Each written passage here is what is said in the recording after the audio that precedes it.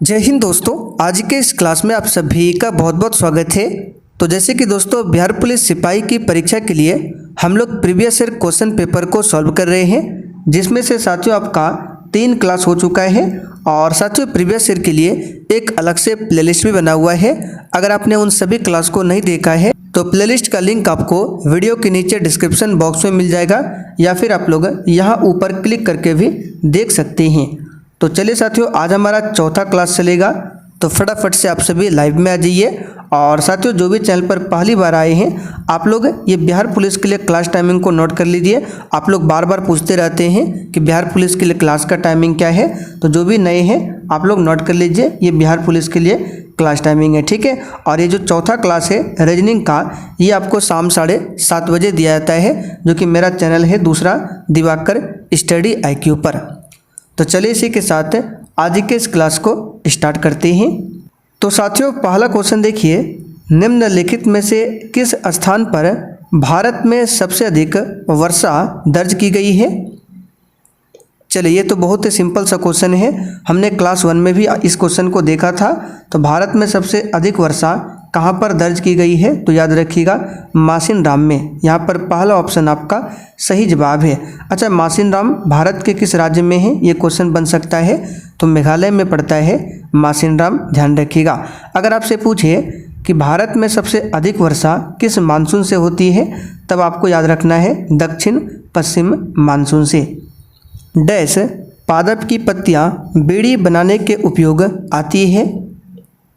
चलिए किस पादप की पत्तियां बीड़ी बनाने के उपयोग आती है, तो यहाँ पर इस क्वेश्चन का आंसर क्या होगा, तेंदू, ठीक है। तेंदू पादप की पत्तियां जो है बीड़ी बनाने के उपयोग में आती है, ध्यान रखिएगा।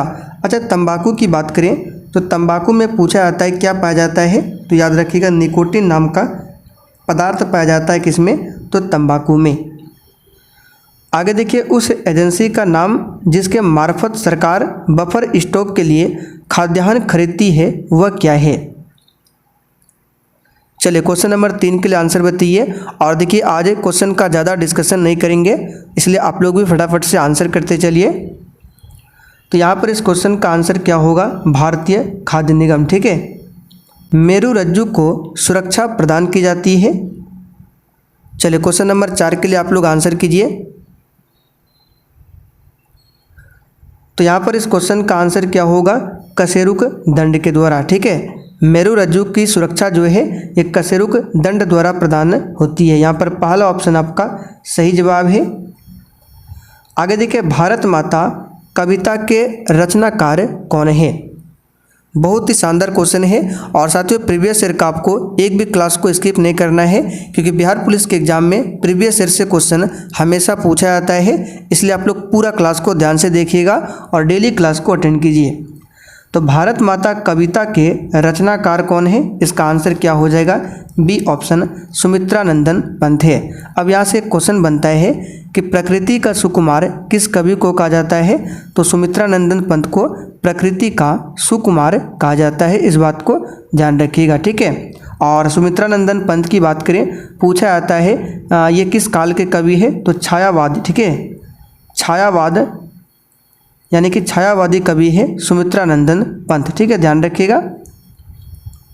एक वस्तु का अंकित मूल्य 80 रुपया है, यदि वह 72 रुपये में बेची गई तो छूट प्रतिशत क्या है।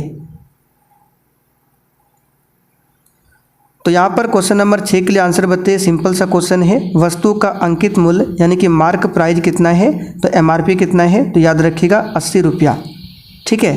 तो MRP यहाँ पर लिख देते हैं, कितना है, 80 रुपया है MRP, लेकिन वह वस्तु को 72 रुपये में बेचता है, यानी कि सेलिंग प्राइस कितना है, तो 72 रुपया है। तो बताइए इसमें डिस्काउंट कितना मिला, तो डिस्काउंट कैसे निकालते हैं, MRP में वस्तु को जितना में बेचा जाता है उसको घटा देते हैं, तो 80 में 72 जाएगा, आपका बचेगा 8 रुपया, ठीक है। 8 रुपया डिस्काउंट दिया, तो यहाँ से अब हमको निकालना है प्रतिशत डिस्काउंट, ठीक है। तो डिस्काउंट कितना रुपया है, 8 रुपया, तो प्रतिशत डिस्काउंट बराबर क्या होगा, तो डिस्काउंट यानी कि छूट गुना 100 बटे क्या होता है MRP, यानी कि 80 रुपया नीचे लिखेंगे। तो 8 से 80 काटेंगे 10, 10 से 100 काटेंगे 10 बार में, यानी कि 10% हो जाएगा इसका छूट प्रतिशत, ध्यान रखिएगा। और साथियों अगर आप लोग मैथ्स का क्लास करना चाहते हैं तो इसके लिए सुबह 11 बजे की क्लास को देख सकते हैं, जो कि ये आपको मिल जाएगा। मेरा जो दूसरा चैनल है Diwakar study IQ, link description box में है, जाकर आप लोग देख सकते हैं। उस चैनल पर 11 बजे से मैथ्स का क्लास और शाम 7:30 बजे से रीजनिंग का क्लास चलता है। मैं नीर भरी दुख की बदली कविता महादेवी वर्मा के किस काव्य संग्रह में संकलित है? आंसर हो जाएगा यामा। ठीक है, मैं नीर भरी दुख की बदली कविता महादेवी वर्मा के काव्य संग्रह यामा से संकलित है। ठीक है, यानी कि यामा में संकलित है। खरीफ की कौन सी फसल पशुओं के चारे के रूप में उपयोग में ली जाती है? आंसर हो जाएगा ज्वार एवं बाजरा। ठीक है, ध्यान रखिएगा, खरीफ की ज्वार व बाजरा फसल जो है पशुओं के चारे के रूप में उपयोग में लिया जाता है। माली मालिन में कौन सा समास है? तो सिंपल सा क्वेश्चन है, माली मालिन में द्वंद्व समास है। यहाँ पर सी ऑप्शन आपका सही जवाब है, द्वंद्व समास, ध्यान रखिएगा। निम्नलिखित में से कौन सा रासायनिक परिवर्तन नहीं है? चलिए आप लोग भी फटाफट से आंसर करते चलिए। तो रासायनिक परिवर्तन इसमें से कौन नहीं है? तो आंसर हो जाएगा उबलता हुआ पानी। ठीक है, उबलता हुआ पानी रासायनिक परिवर्तन नहीं है, यह भौतिक परिवर्तन का उदाहरण है, ध्यान रखिएगा। देखिए, जिस प्रक्रिया में परिवर्तन का जो कारण है वो हटाने पर पुनः प्रारंभिक पदार्थ प्राप्त होता है, ऐसे परिवर्तन को भौतिक परिवर्तन कहते हैं। जैसे कि उबलता हुआ पानी, अगर पानी उबलेगा तो क्या बनेगा? भाप, और फिर भाप को ठंडा करके पानी बनाया जा सकता है। यानी कि भौतिक परिवर्तन में क्या होता है, पदार्थ जो है अपनी पुरानी अवस्था को प्राप्त कर लेता है, लेकिन रासायनिक परिवर्तन में ऐसा नहीं होता है। ठीक है, ध्यान रखिएगा। और भौतिक परिवर्तन जैसे बर्फ का पिघलना हो गया, ठीक है, ये सब ध्यान रखिएगा। भारत सरकार का प्रथम लीगल ऑफिसर कौन है? आंसर है भारत का महान्यायवादी। ठीक है, भारतीय संविधान का आर्टिकल 76 है, जिसके तहत महान्यायवादी पद का उल्लेख मिलता है। और वर्तमान में भारत के महान्यायवादी कौन है? तो R वेंकट रमनी। कौन है? R वेंकट रमनी, इसे ध्यान रखिएगा। भारत में प्रथम रेलगाड़ी मुंबई से किसके मध्य चलाई गई थी?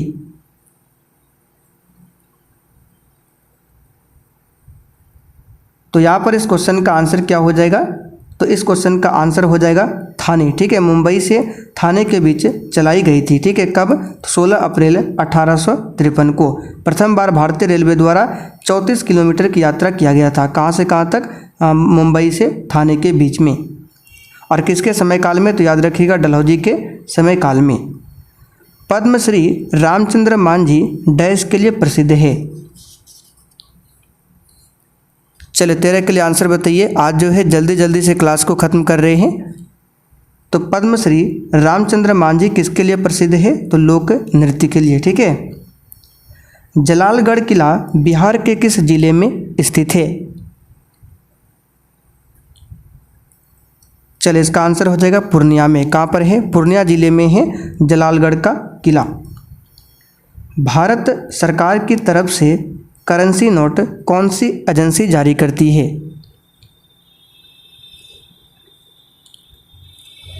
आंसर क्या हो जाएगा? तो भारतीय रिजर्व बैंक, यानी कि RBI। ठीक है, ध्यान रखिएगा। अच्छा, RBI का राष्ट्रीयकरण कब हुआ था? एक क्वेश्चन यहाँ से बनता है। तो 1 जनवरी 1949 को क्या हुआ था? RBI का राष्ट्रीयकरण हुआ था। सामाजिक न्याय क्या दर्शाता है?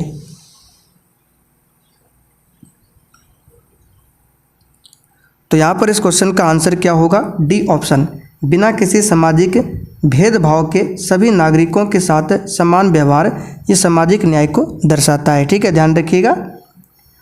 वह राज्य युग्म जहाँ कटीले वन तथा झाड़ियाँ पाई जाती है वह कौन सा है? यानी कि इन चारों ऑप्शन में से कौन सा ऐसा युग्म है जहाँ पर कटीले वन तथा झाड़ियाँ पाई जाती है? तो ये युग्म है गुजरात और राजस्थान। ठीक है, क्या हो जाएगा? गुजरात और राजस्थान। प्रसिद्ध गीत सारे जहां से अच्छा इसकी रचना किसने किया था? चलिए 18 के लिए आंसर बताइए। और साथियों जिन्होंने अभी तक सेशन को लाइक नहीं किया है, प्लीज़ आपसे रिक्वेस्ट है आप लोग सेशन को साथ में लाइक करते हुए भी चलिए।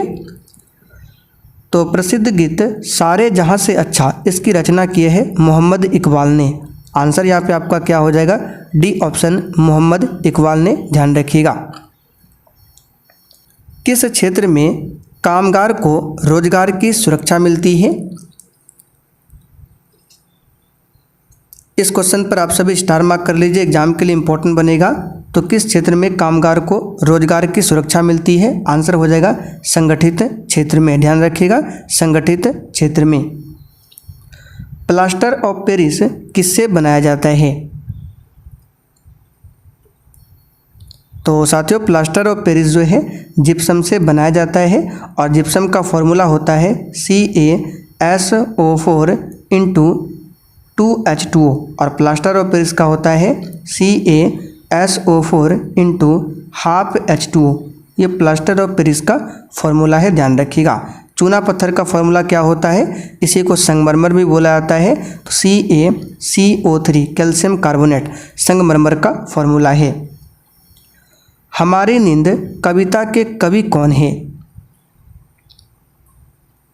तो साथियों हमारी नींद कविता के कवि कौन है? वीरेन डंगवाल। यहाँ पर पहला ऑप्शन आपका सही जवाब है, वीरेन डंगवाल।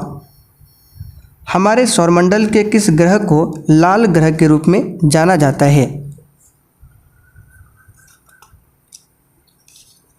चलिए आंसर लगाइए। तो यहाँ पर इस क्वेश्चन का आंसर क्या हो जाएगा? लाल ग्रह बोला जाता है मंगल को। शुक्र ग्रह सौरमंडल का सबसे गर्म व चमकीला ग्रह है और ये पृथ्वी से सबसे नज़दीक वाला ग्रह है। इसी को सुबह का तारा, शाम का तारा भी बोला जाता है। सौरमंडल का सबसे बड़ा ग्रह पूछे तो बृहस्पति ग्रह है। सौरमंडल का सबसे छोटा ग्रह पूछे तो बुध ग्रह है। इस बात को ध्यान रखिएगा। और सूर्य से सबसे नज़दीक वाला ग्रह कौन सा है? तो यही बुध है। उच्चतम न्यायालय के मुख्य न्यायाधीश को उसके पद से हटाया जा सकता है। आंसर है महाभियोग के द्वारा। ठीक है, किसके द्वारा? महाभियोग के द्वारा। अच्छा, भारतीय संविधान में महाभियोग की प्रक्रिया को किस देश के संविधान से लिया गया है? तो USA के संविधान से लिया गया है, ध्यान रखिएगा। अच्छा, राष्ट्रपति पर जो महाभियोग लगता है किस आर्टिकल के तहत में? तो आर्टिकल 61 के तहत में।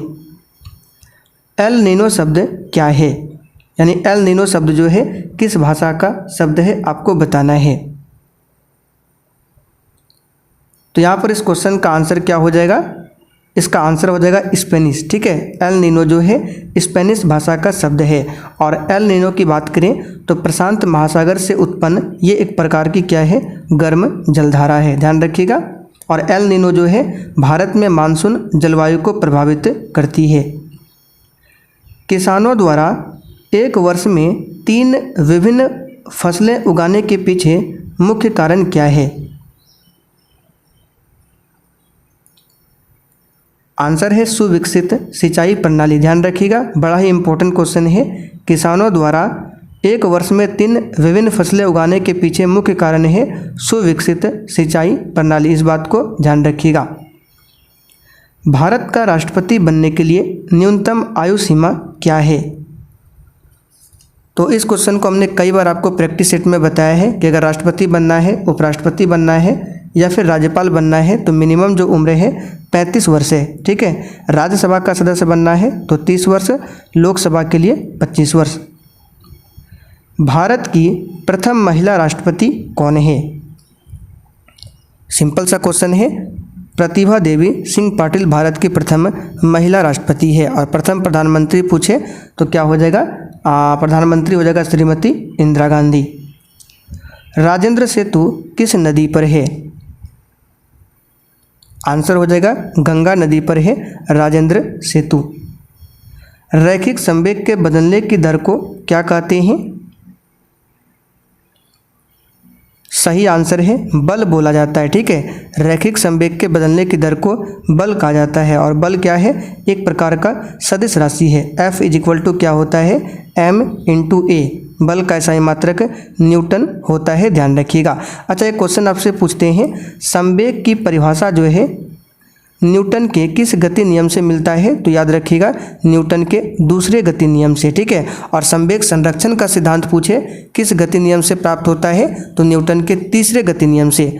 परिभाषा पूछे तो दूसरा, और उसका सिद्धांत पूछे संरक्षण का सिद्धांत यानी संवेग संरक्षण का सिद्धांत, तब आंसर होगा तीसरा गति नियम। ठीक है, यहाँ से एक आयत का क्षेत्रफल निकालने का सूत्र क्या है, तो बिल्कुल बच्चों वाला क्वेश्चन है। लंबाई गुना चौड़ाई आयत का क्षेत्रफल होता है और आयत की परिमिति 2 × लंबाई प्लस चौड़ाई, ये आयत की परिमिति निकालने का फॉर्मूला है। निम्न में से कौन सी युक्ति विद्युत ऊर्जा को यांत्रिक ऊर्जा में परिवर्तित करती है, तो ये तो सिंपल सा क्वेश्चन है, हमने आपको कई बार बताया है, विद्युत मोटर होगा। और यांत्रिक ऊर्जा को विद्युत ऊर्जा में कौन बदलता है, तो डायनेमो यानी कि जनरेटर। निम्नलिखित में से किसको सिद्ध करने की आवश्यकता है, मैथ का क्वेश्चन है। आंसर यहाँ पे हो जाएगा प्रमेय। ठीक है, प्रमेय को ही सिद्ध किया जाता है, यहाँ पर बी ऑप्शन आपका सही जवाब है। घनानंद की रचनाएं किस भाषा में हैं, इस पर भी आप सभी स्टार मार्क कर लीजिए, बड़ा ही इंपॉर्टेंट क्वेश्चन है। घनानंद की रचनाएं किस भाषा में हैं, आंसर है ब्रज भाषा में। ठीक है, और घनानंद जो है किस काल के कवि थे, पूछा जाता है तो रीति काल के कवि थे घनानंद। और एक पूछा जाता है मीराबाई किस काल की कवित्री थी, तो भक्ति काल की कवित्री थी, ध्यान रखिएगा। भक्ति काल के बाद के काल को हिंदी साहित्य में रीति काल बोला जाता है, तो सबसे पहले भक्ति काल है, उसके बाद के काल को हिंदी साहित्य में रीति काल कहा जाता है। कच्चा माल व हाथ में मुद्रा को कहा जाता है,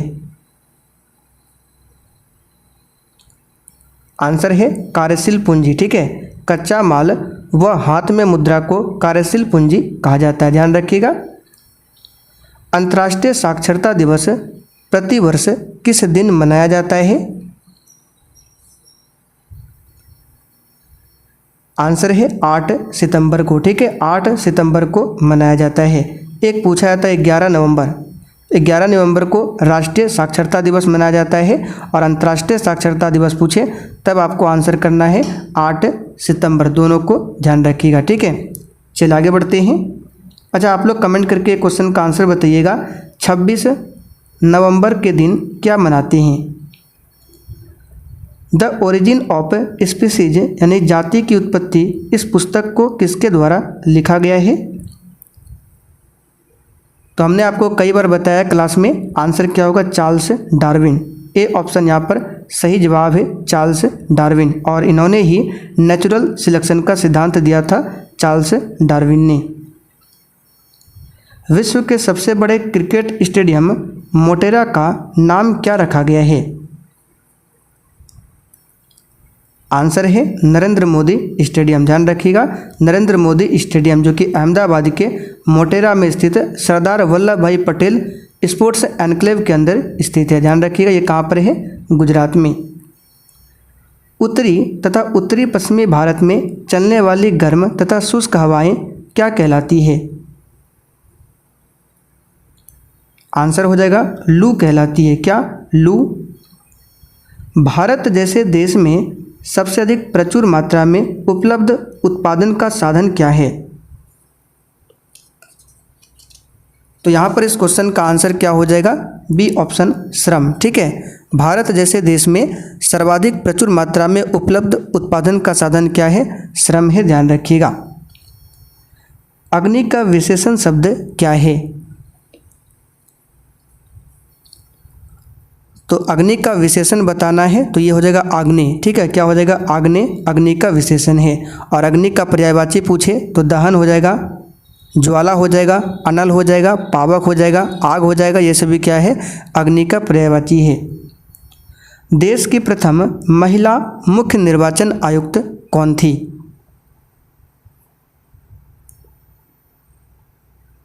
आंसर है वी.एस. रमादेवी। ठीक है। और भारत के प्रथम मुख्य निर्वाचन आयुक्त पूछे, महिला ना पूछे तो याद रखिएगा सुकुमार सेन। सुकुमार सेन कौन थे? भारत के प्रथम मुख्य निर्वाचन आयुक्त। और महिला में पूछे तो वी.एस. रमादेवी।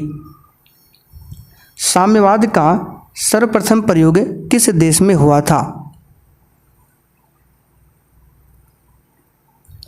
तो साथियों साम्यवाद का सबसे पहले प्रयोग रूस में हुआ था। यहाँ पर सी ऑप्शन आपका सही जवाब है। अच्छा, रूस की क्रांति कब होती है पूछा जाता है, तो 1917 में होती है। और फ्रांस की क्रांति कब होती है, तो 1789 में, दोनों ध्यान रखिएगा। बैंकों की तुलना में साहूकार के द्वारा वसूली जाने वाली ब्याज की दर क्या होती है? तो इसका आंसर हो जाएगा बहुत अधिक होती है। आप लोग सोच कर देखिए, बैंकों की तुलना में जो साहूकार होता है, वसूली की जाने वाली जो ब्याज की दर होती है वो बैंकों की तुलना में बहुत ही अधिक होती है। ठीक है। यहाँ पर डी ऑप्शन आपका सही जवाब है। साहूकार जो है वो बहुत अधिक ब्याज को जोड़ता है। चलिए आगे बढ़ते हैं। जल के अणुओं की गति जब चयनात्मक पारगम्य झिल्ली द्वारा हो तो उसे क्या कहते हैं? तो उसे बोला जाता है परासरण। क्या बोला जाता है? परासरण। ध्यान रखिएगा। खुली वायु में कुछ दिन छोड़ देने पर सिल्वर की वस्तुएं काली हो जाती है क्योंकि उन पर डैश की परत बन जाती है। आंसर हो जाएगा सिल्वर सल्फाइड की परत उस पर बन जाती है। ठीक है। इसीलिए सिल्वर को अगर खुली वायु में छोड़ देते हैं तो क्या होता है, तो काली हो जाती है। हिरोशिमा कविता के रचयिता कौन है? आंसर हो जाएगा सच्चिदानंद हीरानंद वात्स्यायन अज्ञेय। कभी कभी ऑप्शन में केवल अज्ञेय भी मिलता है, तो यहाँ पर डी ऑप्शन आपका सही जवाब है। हिरोशिमा आपको याद होगा जापान का शहर है हिरोशिमा, जहाँ पर 6 अगस्त को क्या किया गया था, परमाणु बम गिराया गया था हिरोशिमा पर। और 9 अगस्त को गिराया गया था जापान के शहर नागासाकी पर। दोनों को ध्यान रखिएगा। लोकतंत्र में अंतिम सत्ता किसमें निहित होती है?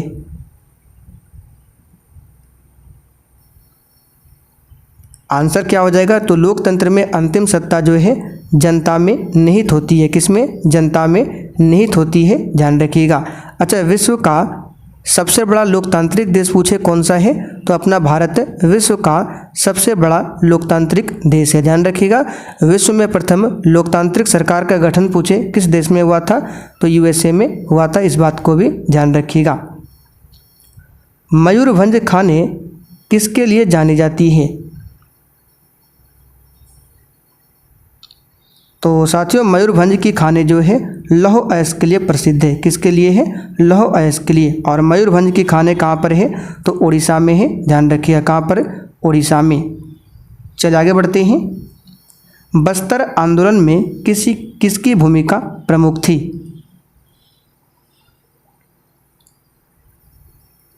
आंसर हो जाएगा गुंडाधुर। ठीक है। बस्तर आंदोलन में गुंडाधुर की भूमिका प्रमुख थी। यहाँ पर ए ऑप्शन आपका सही जवाब है। ध्यान रखिएगा।